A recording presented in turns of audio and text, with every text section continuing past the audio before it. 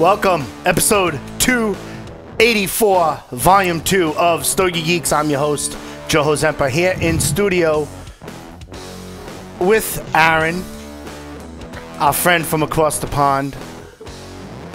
Hi, guys.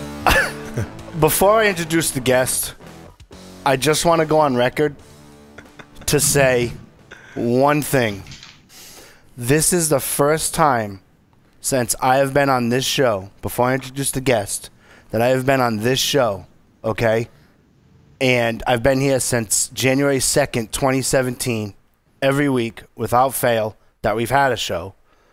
When the producers said 10 seconds of silence, the only thing I heard in my microphone was my heartbeat. Oh. This is the first moment in Stogie Geeks history that this has happened to me. I'm so excited to introduce our guest. But before I do, we have Russ Evers via Skype. Russ, how you doing? Hanging out in sunny Naples. What's going on up there? How's everything going? Excited about this. Yeah, I texted Russ about a week ago saying who we were going to introduce, and he was like, I'm in. You know what I mean? He goes, by the way, I can't make next week, but I'm in this week for sure.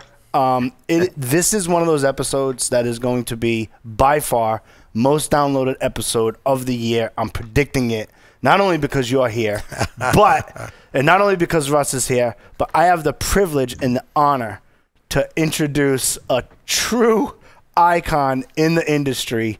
We have Nestor Andrés Plasencia. How are you, sir? I'm doing amazing. So excited to be with you guys and talk about what we do and talk about what people love, this amazing industry. So I'm blessed. I'm blessed to be with you guys today. Yeah, I'm excited to just to get a chance, the opportunity to speak to you. It's like we could probably do a whole month series if it was a weekly show or a 2-month series on cigars with you and your family history, your position in the company, where you've been, what you do for the industry, how you cultivate your own brand, but so many others within the industry. I don't even know where to start. So let's start. I mean, this, to my records, this is a Stogie Geeks first for you. Is that correct? Yes. Yes. That's the first for many to come. So for sure. Very excited. I'm waving the welcome flag right now saying, welcome to the show. Thank you very much for your time. Want to get right into it, especially for the Stogie Geeks listener. Especially excited to be with you guys. Yeah, absolutely. Let's talk about obviously how you got started in the industry and your family history in the industry, and we'll get into Plasencia Cigars. For sure. I'm at the 5th generation of the Plasencia family in the industry. Everything started in 1865 when my great-great-grandfather came from Canary Island to Cuba and started growing tobacco over there. And then my great-grandfather, and then my grandfather, my father, and now it's my brothers and myself. They'll be blessed to be born in this amazing family in this amazing industry. We were tobacco growers in Cuba. Then we have to move because of the revolution to Nicaragua. Then from Nicaragua, we have to move again to Honduras. Then we go back to Nicaragua. Then we have operations in both countries. We're making cigars since 1985 because we want to be more vertical integrated also. And since I have some memories in my mind, I always be surrounded by tobacco and by cigars and by great people. So I'm a truly grateful human being, blessed to be in this amazing industry that we supply pleasure to people. I think that's what we do. We take people from a stressful life to enjoyment, pure enjoyment, and that depends on the work that we put in our products for your guys' enjoyment. Mm-hmm. Yeah, I mean, you literally grew up, but cigars is probably all you've ever known. You know, right? I mean, it's the only thing I'm surrounded by. Right. Cigars, tobacco, great people, amazing. Since I was born in Nicaragua, and then was raised in Honduras. Was born in SLE. And then I was raised in Danlí, so all the towns is the mecca of tobacco of Nicaragua and the mecca of tobacco in Honduras. So imagine I've been surrounded by tobacco fields, great views, great sceneries, cute barns, the smell. It's amazing, guys. It's amazing. I know. It's like, you know, we interview people every week here on the show.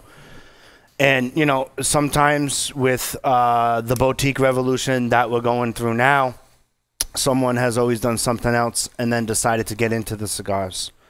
You have truly been around. It's in your family blood for generations. It's in the family blood, and the beautiful thing here is that my father never pushed us. He never said, this is what you have to do. He said, you know, if you love it, you're welcome, but you have to work hard because this is not an easy job. You have to love it. You have to work yourself. You have to do whatever it takes, but you have to do whatever you want to do in order you're happy, you know, what you do, where your passion. So I never feel obligated to do it, but I do have to work on the holidays, that for sure. But I learned all the steps in the tobacco growing and the cigar manufacturing, processing, and everything. But I really love it since I remember. I always want to be an agronomist like my dad, and I always remember the trips to the farm when I was a little kid with my grandfather. And so that's thing that I always want to do, and I'm living my dream. Yeah, absolutely. You know, it's similar comparative story, not dating back to that year, but as far as the 1800s. But we had a similar conversation when we interviewed Ernesto Perez Carrillo here on the show, when his children wanted to get into the industry, and his children are into the industry now. And, you know, it was the same conversation. It's like he told his children, you know, you don't have to get into the industry just because of who he is. And obviously, you know, you don't have to get into the industry because of what your family does. But we're pretty well established, and you might want to give it a thought. You know what I mean? Because I know for me, right? For me, you know, my father is retired Navy. And there was no way he was letting me ever join the military. Thank God for that, right? I probably would have been thrown out for sure. But, like, you know, the point is, you know, I'm an entrepreneur. I'm a business owner. I used to own a retail cigar shop. I've been in the cigar industry in a bunch of different facets for well over 20 years myself. It only puts me at 43, so it's half my life.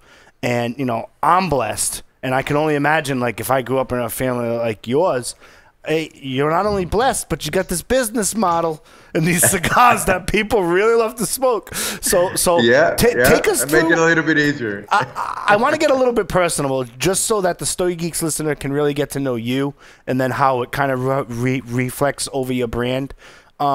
Take us through that conversation when you yourself fully committed to the industry. Now, I know you've only been in the industry, but like, how did that conversation go? Well, I remember I was growing in Danlí, and we're traveling to Tegucigalpa all the time. That's the capital in Honduras. And there was agriculture school on the middle of the road. And I always said, I want to get into that agriculture school because I want to do like my dad. I want to grow the land. I want to be in the outdoor, and I want to be in the tobacco growing, in the cigar industry. That's what I really want to do. So all the holidays, as I said, my father put me to work to understand the importance of hard work. They understand the importance of discipline. I wasn't the best student over there, so I need to have a little bit of discipline one time in a while when I was in high school, and that helped me, and that helped me a lot. But I always wanted. I don't remember have any thoughts, you know, to want it to be something else. I always want to be in this industry. And when I graduate a Friday, and then next Monday I was working a full-time employee for the family business, and that's was. And I start on the. Oh well. The best university has been with my dad, you know, side by side with him, with the team that we have, we have people that have been with us for many. Gotta love internet in South Florida. It's terrible. Yep. Also good. All right, go for it. Get us to where you started on the Monday. You kind of broke up a little bit. Okay, we started on the Monday, but I was telling that the best university, the best school is being with my dad, side by side, and with the team that we have. People we have a lot of years with us that I'm learning, and then I'm trying to incorporate new things that we learned on the school and in seminars, and to bring this to our people. Because we believe the people is what makes a company. The quality of your people is the quality of your company. So we've been introducing this kind of stuff in the family business, but I always want to be what I'm doing, and I'm blessed. I'm not get tired to repeat that because I'm a blessed guy. Yeah, absolutely, absolutely. Russ is down in South Florida, and from my observation, and again, Plasencia, very big presence down in South Florida. Now, when you go to your website, you're located all over, I understand. But when you're talking about different blends and the different offerings that Plasencia Cigars has to offer, Russ, take us through some of the new stuff that they have and some of the questions that you have. Okay, so last year, Alma Fuerte, amazing stick. I mean, like #9 Cigar Aficionado. But then I started going into what you guys were up to in Las Vegas. So Alma del Campo, and then also Cosecho 146. I'm really excited about the 146 because it's a special blend of leaves that were harvested in 2011 and 2012. And I think that the construction behind this stick and everything else and the aging is just going to be fantastic and bright things to come in the future. Can you tell us more about these two sticks? Oh yeah, for sure. We're very excited about the cigar reception. We've been growing. We've been making cigar for many years, but 2 years ago we started with this dream to put our name out there on the market. We put aside tobacco from the best fields, and then came with the Alma Fuerte. The reception was amazing. Now with the Alma del Campo, we receive a great reception also, and the Cosecha 146, which comes with 146 crop from the family. This year we're starting the crop 153 years growing tobacco, the family. So we put aside the tobaccos from our farms. Honduras and Nicaragua is the first blend that we're launching. Tobacco from Honduras and Nicaragua that we put on the market. It's amazing stick. We make a lot of try and error in order to get to the blend. But I think we have it, and the response has been amazing also. Now, Russ, up here in the Northeast, from my observations, it's the 146. Like that's what the buzz is around right now for there. And then I look at the website, and it's like they have so many other offerings, and I'm wondering how that is down south with your experience. Yes, they do have the Alma Fuerte. And then there are just so many other sticks that Plasencia has come up with through the vertical integration, things like that. But really the genius behind it and the great smoke is always the Alma Fuerte. And it's exciting and it's getting more buzz, and people know Plasencia down here because not just the history, but the brilliance of it, the fact that they take their time and that they get it right when they come up with something new through that trial and error. They really make sure that they get it right. So people are always asking about Plasencia. Yeah, it certainly is a player. You're on the shelves, and obviously you walk into a retail shop, you have tons of variety of blends to choose from and whatnot. But what do you do with the marketing and position of that?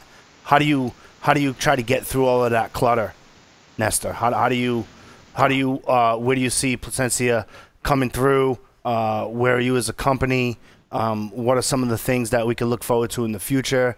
Without any of your other projects that you do for other people, but where you are as a company, how do you feel with your market position? Do there's always room for improvement. I get it, but you're already distributed in over 50-something countries, correct?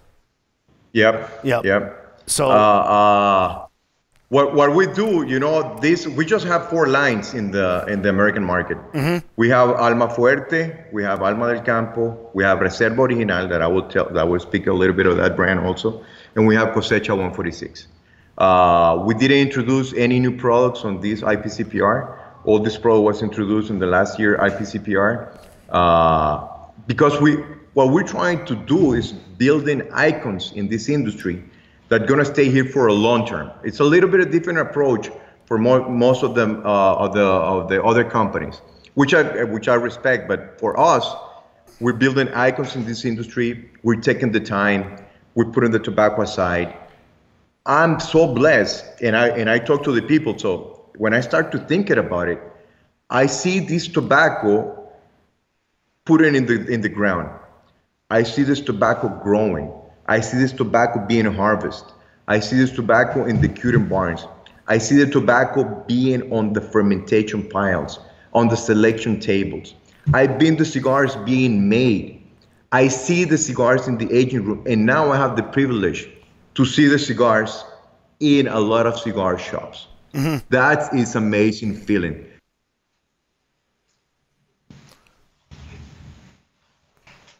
And even further on that, it's about even the name, Amo del Campo. It's the heart of the soil.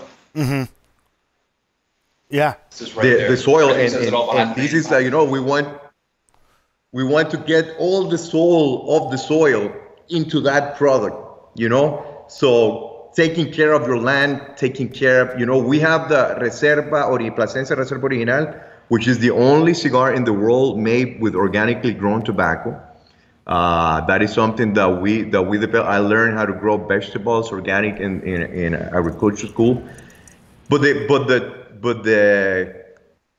point here is that we taking care of the land, and the land will take care of us. It's amazing what the land can give you when you take good care of it. It's amazing. The richness of the soil, the organic material that transplants into the leaves, the clean of their palate, the intense of the flavor. Everything is great. You take care of your people. The people are more safer in the safer environment. They see the sustainability thing that we have for our farms, and that's also sustainability for our business. We are being 5 generations, and we want to be many, many more generations to come. And the only way to achieve that is taking care of your resources, of your assets. So putting that all together and putting it into the cigars with your name on, it's amazing. Yeah. Yeah, absolutely. I mean, you know, so it's safe to say that where you're focusing on your 4 blends, you're comfortable, and, you know, you keep a watchful eye, obviously, on, you know, competition, market space and shit, but you're comfortable where you are placed in the marketplace. Yeah, we're very, very shocked by the response of the products, you know, for the new brands, you know, we can say that, but the response for the final consumer, it's been great, you know, the comments, we're very happy with the ratings that we have, very, very happy, but the main thing is the response of the final consumer. Everything that we do, the passion that we put in the growing and fermentation and maybe in making cigars, is because of the final consumer. And I think the final consumer deserve an amazing cigar because they're gonna give us 2 hours of their time, of their precious time. So I want those hours to be filled with the right cigars, with the right enjoyment. There's too many bad things in the world, you know, but this enjoying cigars by yourself or by a group of people that you love, it's amazing. With a group of people that you know, that you're gonna start a conversation, the lifestyle is great. It is great. It is great. You have a question, Aaron? I could tell you got the look. You got. Yeah, I'm just really caught up on what you say and what your passion is, and sort of about the whole family heritage. And it's like I've been looking through your map and of where you're at, and I want to know when I can buy these in London, where I can buy these in London, and what sort of where they are in Europe, and just about how world domination is going to happen, and I'm going to be able to push aside all the Cubans, and I'm going to be able to pick up your sticks in my local cigar lounge. Thank you, thank you. We're working. We just started in London. I don't know the name of the stores, but we just started over there. In Europe, we have a great distribution in Germany, Switzerland, Austria, Lithuania, all the small. Yeah, you mentioned Switzerland. Stogie Geeks is #1 podcast in Switzerland. FYI. That's great. That's great. Congratulations. Yeah. That's good. We're And let me tell you this story that just happened in the World Cup. This is a very beautiful cigar shop called Manuel's in Zurich, in Switzerland, and he created this blind taste competition. He sent cigars to.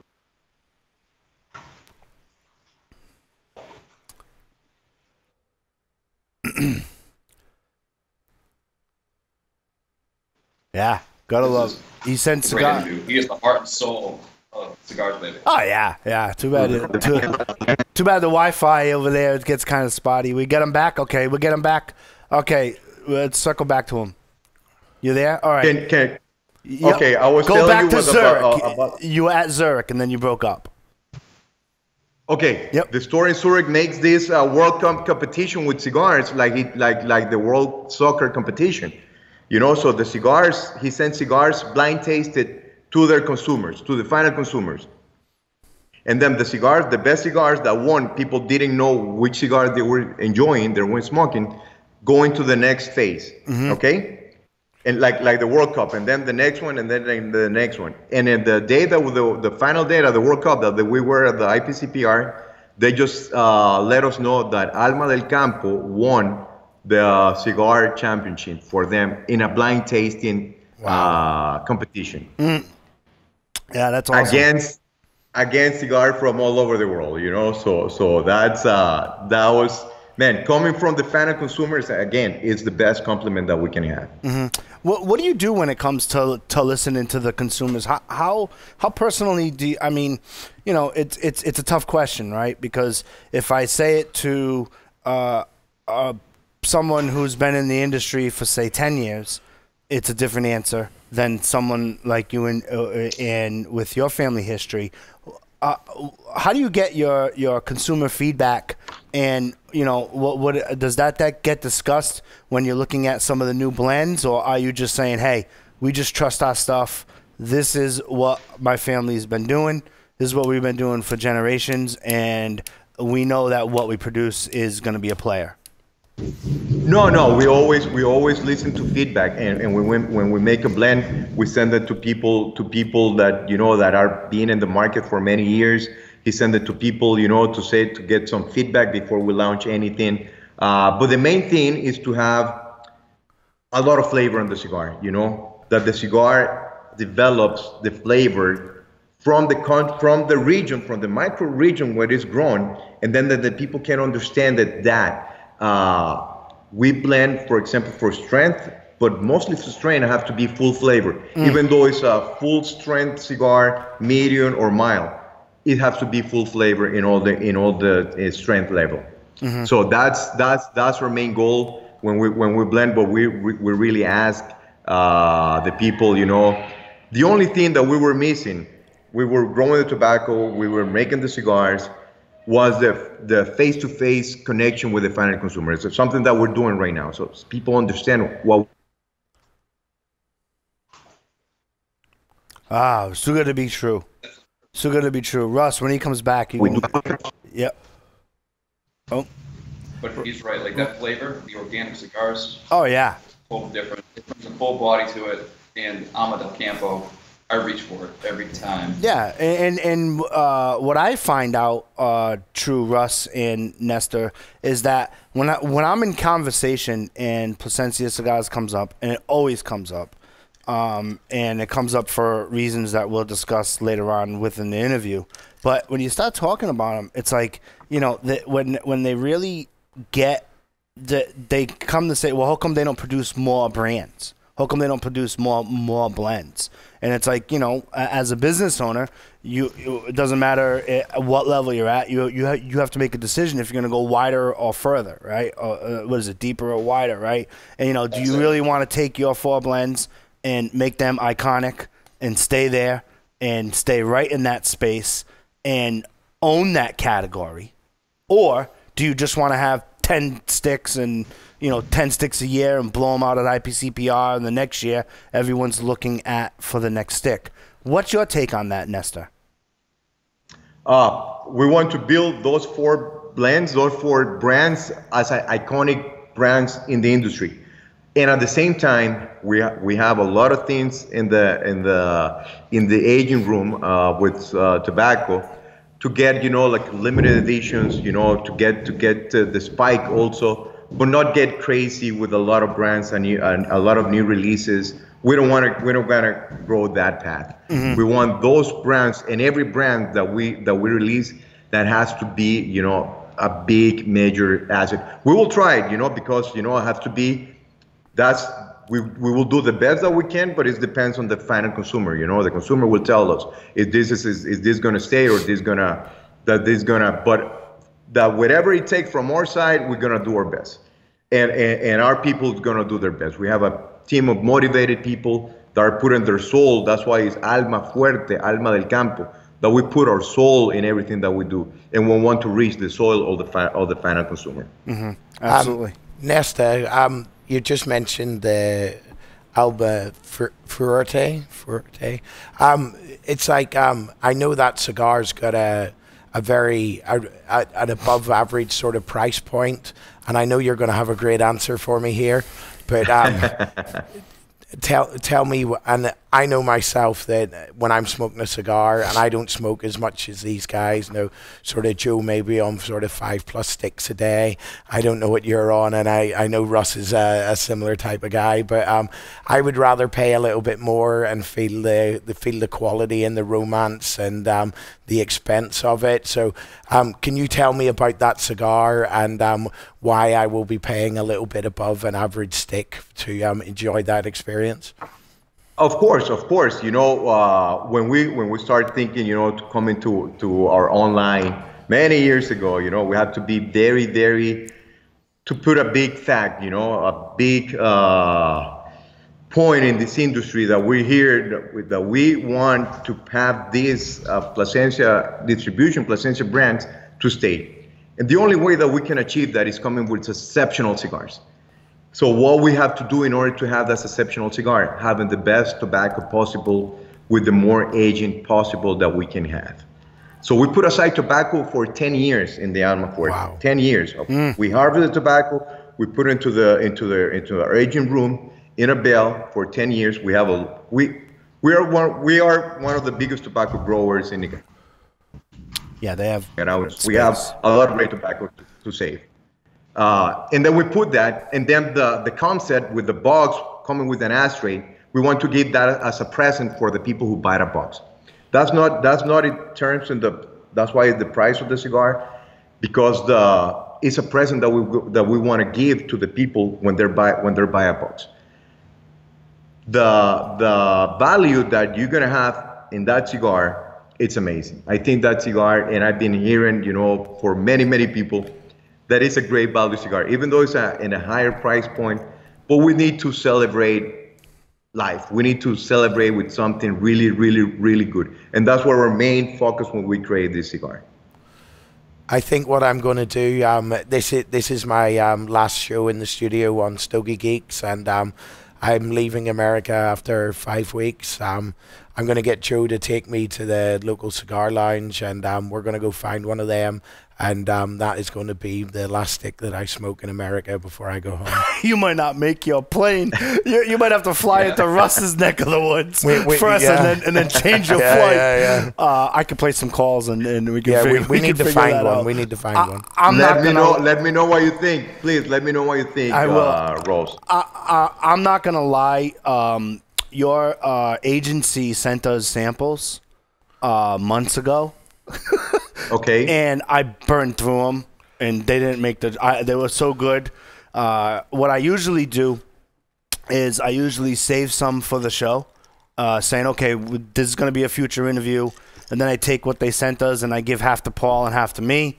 Paul being the owner of Security Weekly and Stogie Geeks. And, I have to report to him, so I take it for the show. And what I did with the 146 is I took 2 for the show, and then split the box in half, and then kept my 2, and then smoked all of them. You know what I mean? So that's a recommendation. Because I smoked one, I'm like, all right, yeah, I'll smoke it. You know, because like I said, from a consumer perspective, you always come up in conversation daily, right? Daily, whether it's your stuff or the other stuff that you're doing, and it comes up, but more often than not, it's the other stuff. And when you look at the other brands, here the 146 tends to be the one that they flock to here in the Northeast, probably because it's the latest and greatest, and that's whatever agreement they have there. But and then some other shops carry the other brands, but us consumers are getting bombarded by so many different cigar companies.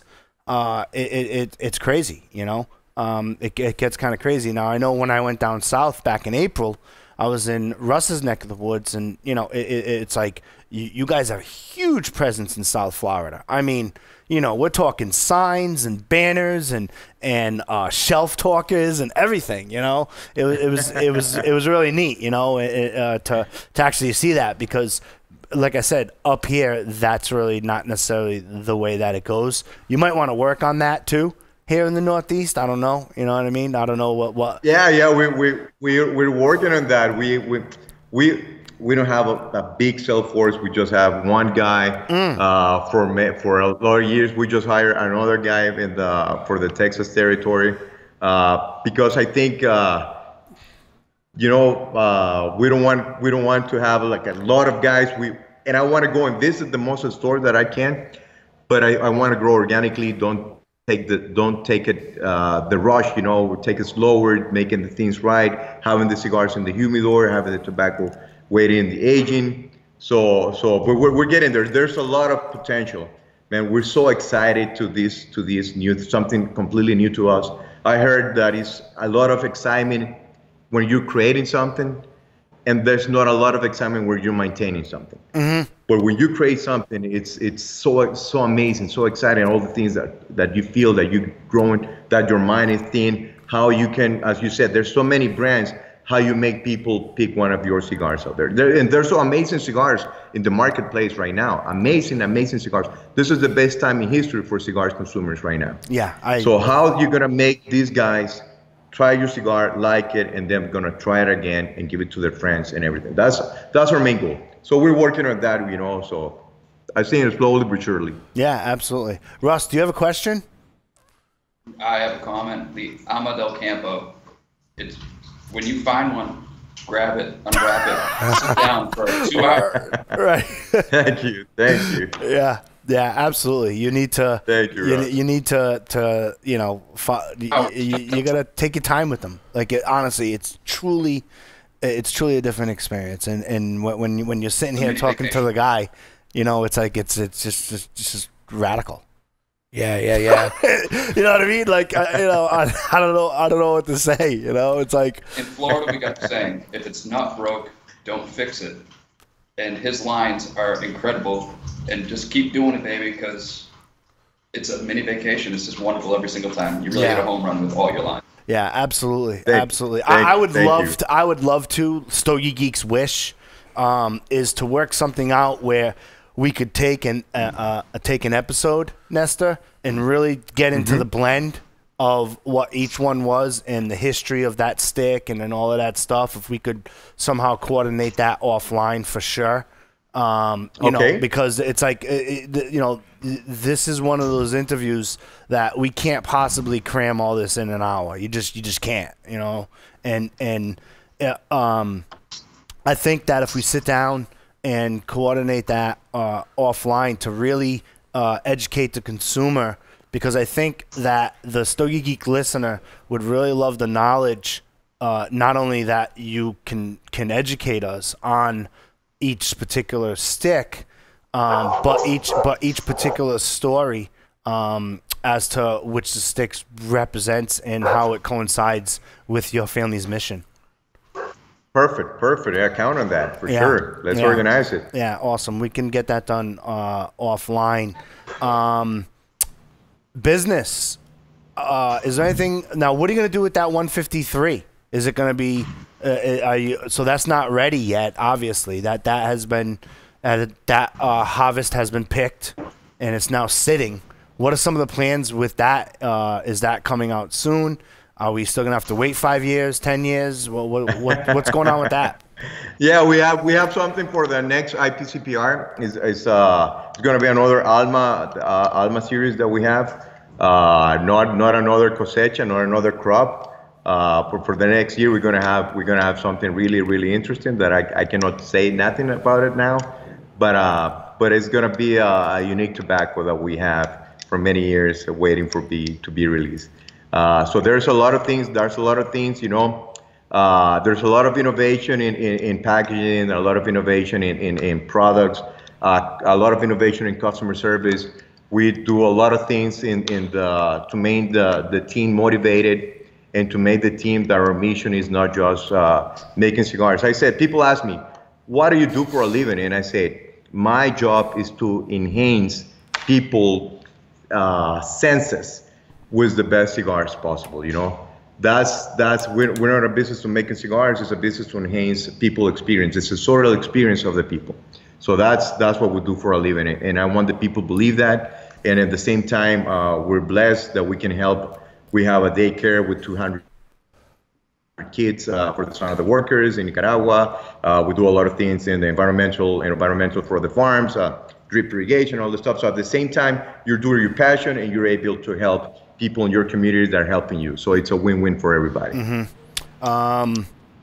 Two bruises. What is your personal favorite? Oh, go ahead. Go ahead, Russ. What? I was going to ask you, what's your favorite cigar in your line?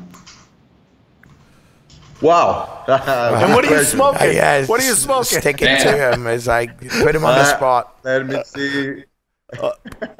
Oh, yeah. I gotcha. Whoops. Oh, yeah. I'm smoking Alma Fuerte right now, but I love each one of them. Every one of them has a date, time and date that I love it. I usually start with a Reserva Original. That was my baby. That cigar was put me into the cigar industry. Everybody was thinking that we were crazy. My father was thinking that I was crazy, but he let me do it. You know, so I respect my dad. That guy is amazing. That guy is an icon. I want to learn so much from my dad, and still, I don't know. I think 0.5% was his knowledge, but I'm working hard to get in there. But he let me do this crazy stuff, and that's my real baby. When we start after graduation, so there's a special place. But each one of them, you know, the Alma del Campo, I'm enjoying that blend. In Honduras, you know, we have these great people, and when I said, you know, let's create something really outstanding.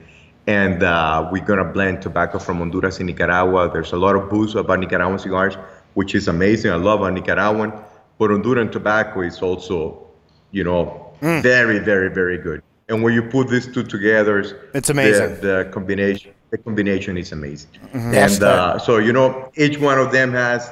So we that's why we don't rush it. We have to fall in love first for everything that we do, so we can transmit that passion, so we can let people know that we love what we're doing in order for them to have the best experience when they're enjoying a cigar. Yeah, I'm a fan of the Honduran Nicaraguan combo. When I distributed a cigar, ironically, that was made in your factory. When I distributed a cigar for a little bit, when I first did my interview, I was like, well, I gotta like it first. And they were like, well, you know, it's Honduran Nicaraguan. Where's it made? Oh, okay, it's made in this factory. Okay, cool. Had it, and I'm like, yeah, I'm a fan of the Honduran Nicaraguan combo there. I'm an ultra fan of the Mexican San Andrés wrapper as well. You know, it's like, you know, pretty much you can get that going. It's going to speak to my palate. What do you think? I got to mention this. I got to mention two things. You can pick which one you want to talk to about first. FDA and the current ongoings in Nicaragua. Which one you want to talk about first? Yeah, let's talk about the FDA and then the Okay. current situation in Nicaragua. Okay, so FDA. FDA, yeah. No, I mean, it's like when we were little. I'm Italian, so like hot potato, like you pretend like it's a hot. I don't know. You would play music and like you had like a ball and you get like a people in a circle and you throw the ball and then when the music stops, whoever has the ball is out or whatever. Like hot potato, cold potato, whatever the game is. It's like that's what I feel it's like. It's like oh, I don't want to touch it. I don't want to touch it. Like like everyone's trying to get rid of the FDA argument, but the argument seems to be here to stay. Right? What a perfect time to freeze, right? We're talking about FDA, right? But no, the argument, I'll continue talking. The argument tends to be here to stay that it's going to play. But how do you think it's going to affect not only your business, but some of the other businesses that you guys represent? Yeah, I was hoping. Yeah, I think that's a really good screen. Well, yeah, he dropped you. Call him back. Not a problem. We're on it. It's one of the downfalls of. You can tell. You see the background. He's in the factory. It's crazy. But I'll be honest. I'd be interested to see what his opinion is because now we lost everyone on Skype. So. I think what was really nice, it was when Nestor did cut off. He had such a big smile on his face. It's like we should have screen captured that and we could have put it up. I think what I find through this interview, through the previous interviews that we've done, is that we're very interested in talking to everyone and everybody's been very interesting. But I've noticed today that when Nestor freezes, we don't want to fill. We don't want to fill over the top of Nestor. Yeah. We're ready just to wait. It's like, and I'm sure the listeners and viewers don't want to hear us talking over him. It's like, I'm willing to wait 30 seconds and just look at them smiling on camera and just wait to him come back and hear what he has to say. Well, the good news is it will be edited when they post it to the Stogie Geeks website. There, so they're not going to have any of this banter and stuff like that. Yeah. Unless Johnny sees it fit and whatever. The producers do a phenomenal job of correcting it. Johnny, is this a Skype issue? Okay. Yeah, Skype has been really acting very wacky. I know some of the other shows that Paul does in the security field on a weekly basis and daily basis. The Skype's been pretty spotty. So Nestor, it's good to have you back. I was just saying. Yes, I get scared. I was just saying there quickly that it's like sometimes when the sort of line drops and we lose the person, sometimes we sort of try and fill on top of it, but we don't want to fill over the top of you. I'm willing to wait 30 seconds and wait till you come back. Right. It's like okay, I'm interviewing Nestor Plasencia. I ask him about FDA. You have a big smile, and then the screen freezes. The good news is it will be edited. So this is the live version. So the people watching live have to put up with that, but it'll all come out in the wash and forever on our StogieGeeks.com. And we have a very great screenshot of your face smiling, and it was just it could be a proof. About FDA question. About FDA. So take us through how that's obviously going to affect your business and what some of your personal thoughts that you want to share on that. Yeah. I was telling when we launched the brand, the big launch was last year, IPCPR. That's FDA was a topic of that. And people ask us why you're launching your brand when it's harder to establish a new brand with all the new regulations with FDA and everything else. And I love when we talked to this with my dad and said, I lost everything in Cuba once, all my family. Then I lost everything back again in Nicaragua. Then I lost everything but a blue mold in Honduras. So, FDA is not gonna make us to step back. We're gonna find the way, we're gonna work hard, we're gonna be prepared, we're doing our homework. We have a lot of predicate blends, we have a lot of predicate tobacco because we've been growing this farm for many, many years. So we're doing our homework, we're prepared for the best, for the worst, and expect for the best. And whatever the situation is, we're gonna be here. I can tell you that. That's awesome. We're working on that and being very vigilant about the new things, and we had a great team of advisors that are helping us in that. But whatever it takes, we're gonna do it because we believe in that's what we want to do. That's our dream. That's our goal. That's our mission. You have your goal. You have different ways to reach your goal, but we're gonna expect every one of the ways to reach your goal. But we're gonna reach our goal, whatever it takes. Mm-hmm. What do you think about? I think that's very well said. I mean, you know, that's been a topic since 2014 here on my career, either via my cigar radio show or via Stogie Geeks as a host. And you know, the businesses will just have to find a way. It's that simple. Mm-hmm. You know, whichever way it goes down, however the businesses are going to find a way, and the consumers are going to have to be forced with a choice. It's that simple. I'm 100% agree with you. People, when they love the cigar, they're going to find a way. We're going to find a way, for sure. Absolutely. People love it. That there's a way. There's always be a market for great cigars out there. Now, the situation in Nicaragua, it seems to be, at least on our end, when I mean our end, I just mean United States consumer, not so much cigar consumer, but the situation, it seems to be that at least there's not casualties, and at least it's not violent at the moment. Yeah. You know what? Yes. You know what? Yes. I mean, these people they're like family to you, right? Literally family to you. You know. What's your take on that? And obviously it's affected your business, but if you want to elaborate on whatever it is that you feel appropriate. Of course, it's a very sad situation. I can tell you that, especially that I'm Nicaragua, that I was born here. That's something that we didn't expect. We have, you know, I think those things make you to grow, make you to be more resilient. Thinking how you have, our main goal is to protect our family, our people. That's the main goal. We haven't stopped to work one day out of this issue. You know, we stopped with the National Strike Day, like all the businesses did. Mm-hmm. But after that, we haven't been finished. I'm very proud, amazingly proud of my people because we're working with them. Guys, right now, what we have to do, we have to prove that we can still make cigars, that we can still be reliable, that we're still gonna ship cigars. So let's concentrate on this. You know, there's a lot of things going on, but when you concentrate on the good things, that there's a lot of good things, man. We just open our eyes this morning. That's a blessing already. For sure. And we still have jobs, and we still can ship cigars. We have the responsibility as a business owner, as a responsibility with our consumers. We definitely have Plan B. We have operations in Honduras. We have inventory of tobaccos that we have in Nicaragua, the same inventories we have in Honduras, so we can continue sending cigars to the United States. That one's it. We have operation, we have everything, you know, consistency plans. But that's the least that we want to do because I want these people continue to work. And our main goal right now, is to continue the delivery and secure their jobs position to our guys.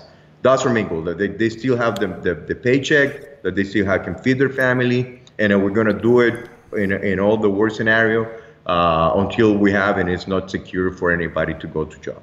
But we have a lot of consistency plans, but that's our main goal right now. Mm-hmm. Yeah, I you know, again, you hopefully learn from it, and hopefully that the tensions can ease, and an agreement can be made so that people can continue to work, and people can continue to, more importantly than work, is to be safe and to feel safe when they're going to work.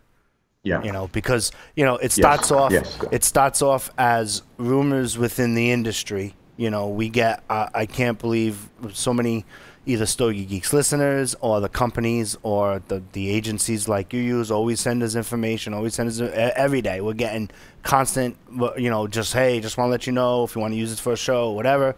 We get all of this information, and then so we start to get that information. And then what I find out is probably like 4 or 5 days later, it's now on our television for the American consumer. And, you know, they're, of course, newsworthy, use that in quotes. They're newsworthy, trying to do that, and they're making it there. And you know, it's like, you know, not to turn into a political discussion, but it was like, you know, you had two sides of who had to pay for what. They came to a disagreement, and unfortunately, it got violent. You know, and so tensions have eased. Is that correct? Yeah, the tensions is still there. You know, there's we have a big hope for the dialogue of the everybody involved has sit down and think what is better for the country. And but our main goal, you know, we're not political, but we care for the people, we care for the country, and the main thing that we can do, whatever is in our hands, we can do nothing that is outside our hands. But the thing that were out in our hands, we try to do it the best that we can. That's for sure. Absolutely. Thank you for answering those questions. You know, it's like you got to answer them, you know, and I appreciate your candor on that for sure. Especially, like I said, you know, it's a family. I want the people feel secure and yeah. Of course, it's a family. You know, my family's here. We're all of them. My wife, my kids, my mother, my father. We're here, and we're gonna be here until it's safe for us, for other people, and everything. You know, but I have big hope, and I'm praying every day that this thing is gonna be resolved, and for the good for the country, for the people. Awesome. So before we wrap up, Russ, do you have any questions for Nestor before we wrap up this? I mean, I'm sure we're gonna do another interview. And like I said, you know, we're going to do another interview. We'll definitely let you know when we can coordinate that for sure. But do you have any other questions, Russ? This was quite the education. I have to get in on the second interview because you think you know everything about the cigar industry, but then you're a liar or you just don't want to learn anymore. So it's always growing. It's great to learn. Oh, yeah. I mean, you know, we'll definitely include you into that, Russ. And when I work offline, we'll try to coordinate a schedule to get that done, and you know, for sure. So cool. Russ, thank you very much for your time. For sure. Thank you. We'll see you in a couple weeks. Thank you, Russ.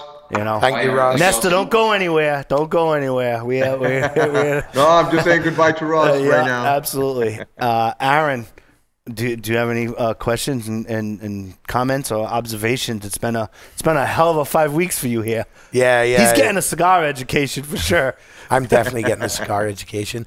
Just one thing, after we were talking about premium products and stuff like that, and I've been having a look at your boxes and your packaging, and you've got that really smart box that I think the lid turns into an ashtray. I think that's a really nice touch. It's just we were speaking to a guy last week or the week before. I wasn't here last week. I was in Vegas, and I guess that's where my voice has come from. But thinking about the packaging, and they were talking about moving away from the cellophane wrapper on the packaging of the cigar, of the stick. Have you looked into any other types of packaging that goes onto the cigar itself? Because the product and the packaging is amazing, but is there anything else you can do to maybe... It might be a quality thing. It might be to keep the stick sort of at the correct moisture and that. But is there anything like a sort of a paper packaging or a wax paper packaging that sort of gives it a little bit more of an edge than just maybe this sort of cellophane around it? Or is that really required to keep the quality of the cigar? You mean the cellophane that cover the box? No. The cellophane that, you know how each individual, I know what he's asking because I was obviously on the interview. We interviewed a company. I'll tell you who it is. It was CLE. It was Christian over at CLE. Okay. And so his new blends have the wax paper. He didn't get into it's better, it's worse, environmental. It wasn't anything like that. What Aaron's asking is, and please correct me if I'm wrong. I'm not trying to speak for you. I'm just trying to, right? Is there rationality, or do you find that using cellophane is better? Are you looking at any alternative ways of packaging, or is it just, hey man, this is the way that our business has been doing it, and this is what we do? No, good question. To be honest, we haven't explored that. I think when you have the good humidity on the aging room for the cigars, and then when you have the good humidity on the warehouses where you store your cigars before the ship, and the good humidity in the cigar lounges, I think the cigars, you know, there's gonna be good. Them you don't know. That's a good point. You don't know where the people are going to take the cigars, and if that helps to maintain the freshness, you know, the humidity of the cigar, we're open to explore it. But by the time we haven't explored that. We're always open to new ideas. It is going to be better for the cigar. We can talk about it and explore it for sure. It's like, I just like how tactile it felt. It's like, because you know you've got a premium product in your hand and it looks like a premium product, but it was something absolutely brand new to me, that when I picked that cigar up and I could feel that sort of paper, it just gave an extra dimension, and it was just so tactile, and it felt beautiful. It was just, and not knowing about the environments and how the cigar actually keeps in that sort of type of packaging, I was just thinking it felt nice. It just felt nice. Nice. Yes. Thank you for mentioning that. We're gonna see it. I haven't have any experience with that. But it's a very good point for sure. Yeah, some of the newer companies, when I say newer, obviously younger than you, right? Everybody's younger.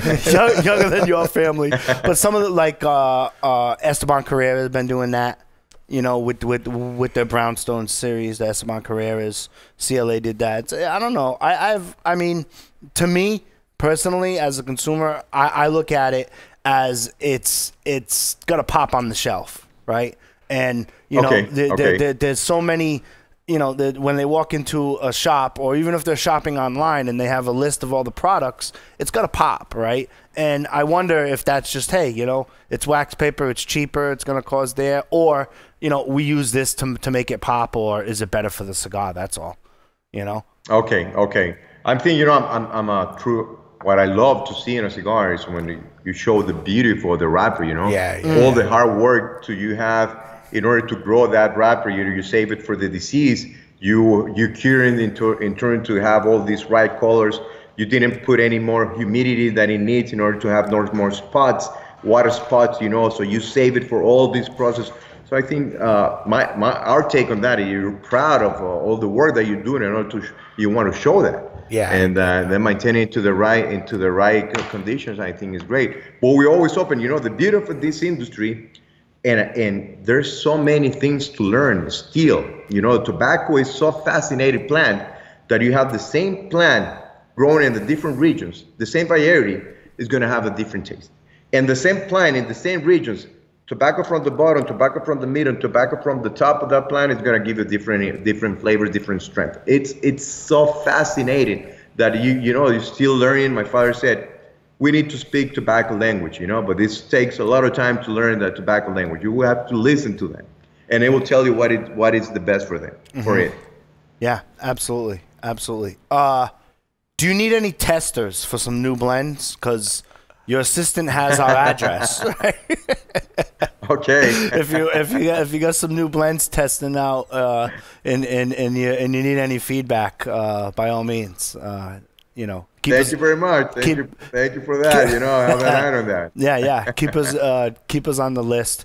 I want to thank you for your time. I know that we all have a time constraint, so I want to just thank you for your time. All I got to say is thank you for your time. This conversation, I hope it doesn't end. I'm going to be contacting you later next week, see if we can get on your radar in the next couple weeks or so, depending on your travel and all of that, and see if we could put together a series to really delve into the blends and historically how they relate to your family, because I truly think that, you know, having 1 hour and change for you, it just doesn't do it justice. So if you're open to that, I'll flash you an email and stuff like that. So for sure. Send me email. I really open, you know, we want to share all the passion that we have, that the people understand a little bit more of our products, so we're willing to do that for sure. Right. And excited to do it. And a shout out to your assistant for doing the Skype interview and making sure everything's all set technically too. She did a wonderful job yesterday. Oh yeah, the guys in the production staff were very. You know, I was on the farms, and so I need to be on the farm, making sure that all of you guys great cigars to enjoy. So yeah, absolutely. So thank you for your time, and I'll talk to you soon, sir. It's been an honor and a privilege. Guys, thank you very much. It's a pleasure. You know, all of you guys, Ross, Aaron, Joe, Thank you, appreciate it, and we're here to stay. You know, we love what we're doing.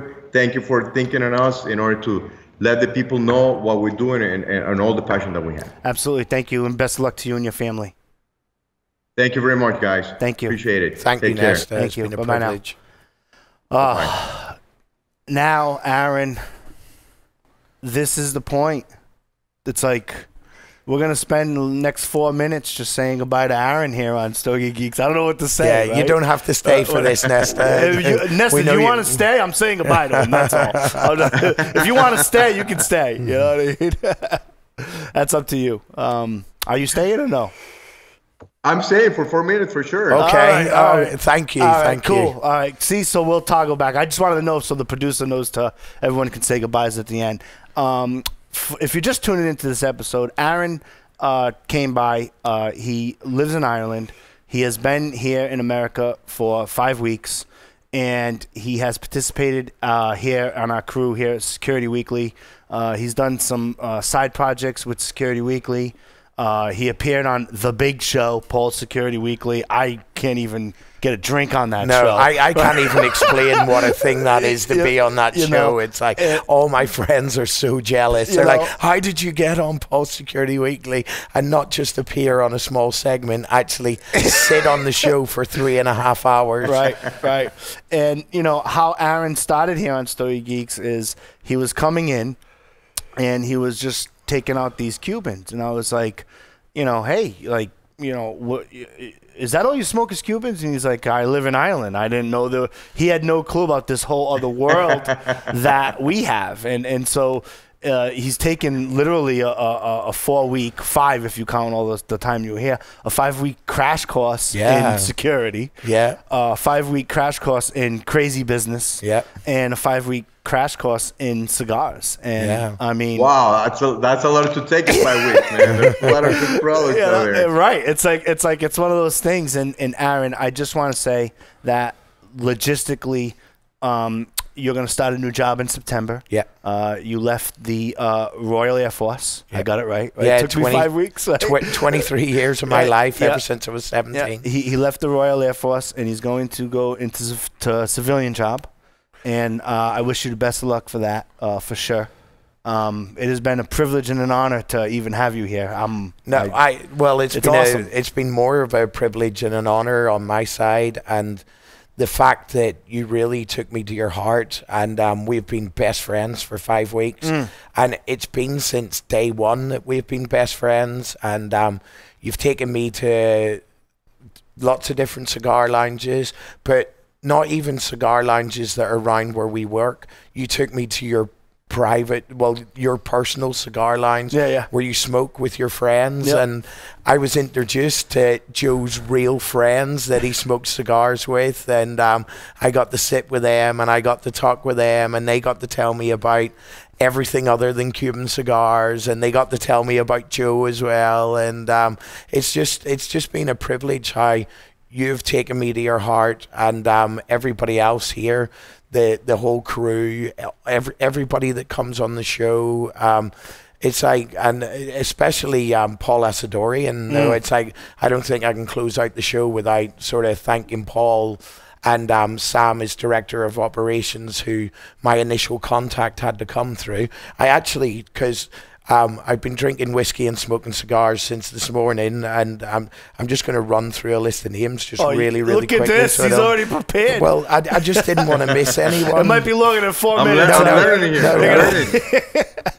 Yeah, so it's like, obviously, we had Paul and then Larry and Doug White, Uncle Doug, who's been really good and come into the show today and out of his personal life to say goodbye to me. Of course, Mark and John in the production team, who've had contact, Nesta, with your representatives and that, and they had a really good test call and really enjoyed that. And then Matt Alderman and his wife Lauren, who have been really good to me as well. And then of course, Sam, who I've already mentioned, who I wouldn't be here without Sam. And I wouldn't be here without Sam. Well, nobody would be here on a daily basis without Sam. Sam, just to let you know, Nestor, right? We're letting you in on, like Sam is our director of operations, right? So Paul's email of all the shows, there's 8 of them. So there's 8 versions of this, 1 in the cigar. Wow. And there's 7 other in the security field. And Sam really like rules the roost. There she is waving, right? Sam truly like rules the roost, tells us where we need to be, orders us food. We have sushi Tuesdays. We have pizza Thursdays, and she takes care of everything. She puts up with my last-minute Stogie Geeks guest, who sometimes, as you know in our industry, Nesta, telling them that 1 o'clock you have a Skype interview. Sometimes it's not exactly 1 o'clock on the same day. You know? I know. Johnny, I know about it. Johnny, But you know, guys, you know what you guys just said? Yep. That, you know, that connection that you got, and this is cigars that put you guys together, you know? Oh, yeah. That's the beauty of this industry, that You know a lot of things about you guys. You know that you love cigars, and that there's a big bond that creates immediately. Oh, amazing. Yeah, absolutely. And it's like, I actually met Paul. I never was friends with him or anything. He knew of me in the industry. I knew of him. He had a Stogie Geeks podcast. I had a cigar radio show here in the Providence Metro in Rhode Island, and we just knew of each other, and then we were passing. And then, you know, through cigars, we ended up, you know, he asked me to become a co-host. I started on January 2nd of 2017. I've been here ever since, and it's just really great, you know. It's a great environment. Shout out to our production crew. John and Mark do a phenomenal job changing sets and everything. There's Johnny. And then what you're seeing there is a very special shot, because that shot never happens. And in the background, you can see one of the listeners and one of the guys from next door. That's George. And, George from next door that smokes at the Havana Club. You know, and then I'll just quickly go through, of course, Tori, my nemesis, and we've got on really, really well. And then Wyatt's next door, sitting coding away in Python. Yep. And then John Strand, Jeff Mann, Tyler Robinson, who was like my brother in Vegas, and we're going to keep in contact and hopefully write some shows for some talks for conventions. And then last but definitely not least, and thanks for staying for this, Nesta. It means a lot. And Joe, who's been my friend and is going to have his first child soon in about 4 weeks. No. Congratulations. In like 2 weeks. 2 weeks, sorry. And then I have my phone here. Wow. And every time it switches to you, like, because we have a live segment, like I'm on live now, and then when it switches to you, I give it like a little look down, make sure I'm not getting a text or a call. You know, I've often predicted that the baby will be the process when the water breaks is going to be during Stogie Geeks, and I'm going to be like, gotta go, and then you know. So all of our Congratulations, guests, man. yeah. I wish you the best. Yeah, it's for my you, your wife, and the kid. It's my firstborn son. I'm so excited. You know, I can't. Aaron got him a little bank of the Noah's Ark, and it's already on his bureau with his. He's got one stuffed animal and a couple of diapers in the bank. So I think that's everything we need so far, right? You know? Yeah. And it's just been an incredible time for this 5 weeks. And just so you know, Stogie Geeks listener, Aaron, when he's all suit and tied up, it'll be 6 o'clock in London, because your job is transferring you to London from Ireland. So he'll be down in the UK, and he's going to Skype in on some times and all of that, continue the conversation. I'm pretty sure he's going to say, let me know when Nest is on. Yeah, right? yeah. He doesn't want to speak to anybody else but you. And send me some cigars out so I can smoke them live on the show, You know, and I can tell you. For sure. You know, absolutely. It's just been incredible. You know, we us here at Security Weekly and Stogie Geeks, incredibly blessed to be able to not only engage with our listeners, but have our all the listeners support us and listen to the content and give us feedback on the content, and it's just been incredible. You know, it's an incredible family to be part of. You know, for sure. You know, Congratulations. Yeah. I can see the passion, man. Oh yeah, I can see the passion. it's like so congratulations. I could do a whole Stogie Geek segment. I'm gonna do next year. We're gonna start to film. Go back to the production screen, John, if you could. All right, I'm gonna do Stogie Geeks outtakes of all the Skype calls and trying to get them on. Because do you know what it's like trying to get cigar people onto Skype for a test call? We have gone so far as to like helping them download Skype. And they're like, what's this Skypey? Like, what is this, right? And then John Allmark is there saying, okay, go to file, go to click, install it. And it's crazy. And then we're old-fashioned. Imagine that. I'm in Nicaragua right now. Yeah. So that's the beauty of it, that we have good internet and we can do this from Nicaragua and from the United States. It's amazing. It is amazing. And I love how it's interactive with the listeners and all of that stuff. So, Aaron, it's been a pleasure. I'll just close out by saying thank you very much. Thanks for being on the show. And to all the listeners and all the viewers that have put up with me for 5 weeks, and especially the ones that took time to write in directly via Joe. I've seen all them emails. I think he's kept the hate away from me. So, but I'd just like to say slancha to all of you, and don't be a dick. There you go. These are some T-shirts that he got the whole staff today. It's an amazing. It's Johnny's. You know what I mean? Like, you should be nice to each other for sure. Nestor, thank you for your time. Thank you for your candor. Thank you, guys. Thank you for the opportunity. I really appreciate it. Aaron, good luck in your cyber life right now. Joe, thank you. Appreciate it. I appreciate it again, your time. And say goodbye to Russ for me, okay? I will. Thank you. And Stogie Geeks listeners, thank you. Guys. Take care. Bye-bye. Take care. Stogie Geeks listeners, it's better than the Drunken Tequila episode, I think. We had a blast. We'll see you next week. Thank you.